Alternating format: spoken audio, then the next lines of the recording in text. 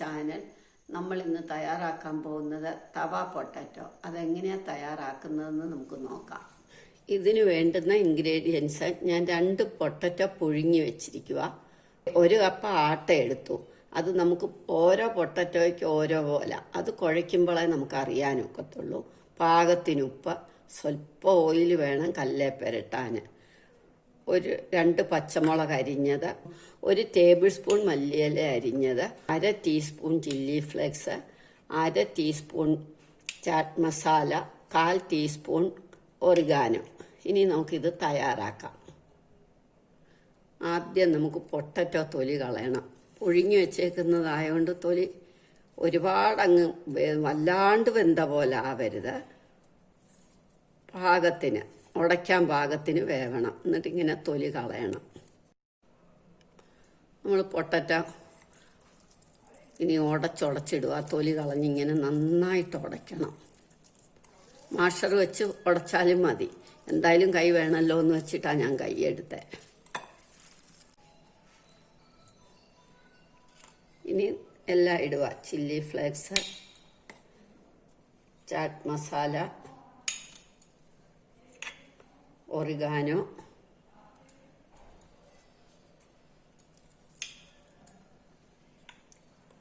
മല്ലിയില,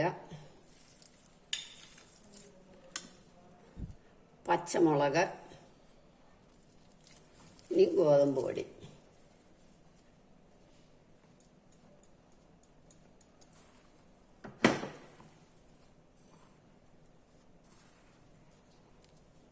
ഉപ്പ്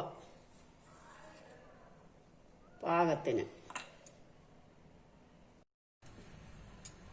ഇത് നമ്മളിനിയും ഉരുളകളാക്കണം. അപ്പോഴത്തേക്ക് നമുക്ക് വെള്ളം അടുപ്പേ വെക്കണം, തിളക്കട്ടെ.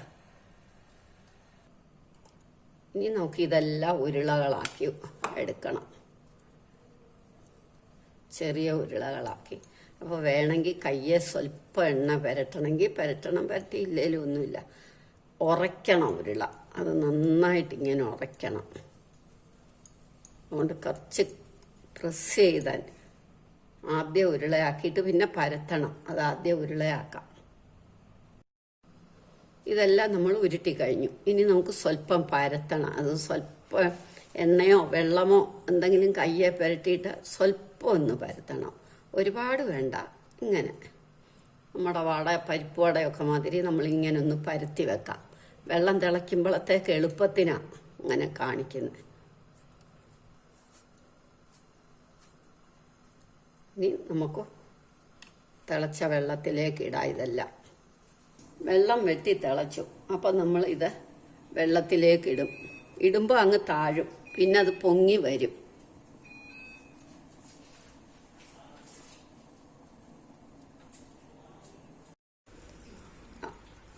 ഇങ്ങോട്ടിടുന്ന അതേ സ്പീഡിൽ ഇത് പൊങ്ങി വരും. അപ്പം നമ്മളിതെടുത്ത് വേറൊരു പാത്രത്തിലേക്ക് വെക്കണം, ഒരു പ്ലേറ്റിലേക്ക് വെക്കാം.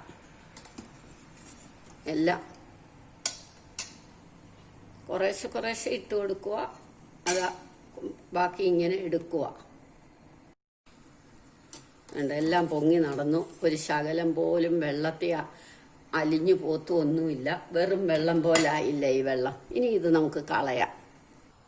നമ്മൾ ഇതേമാതിരി ഒരു തവ അടുപ്പ് വെക്കുക, അല്ലെ ദോശക്കല്ല് എന്തെങ്കിലും ഒന്ന്, തവയോ ചപ്പാത്തിയുടെ തവയോ ദോശക്കല്ലോ അടുപ്പേ വെക്കണം.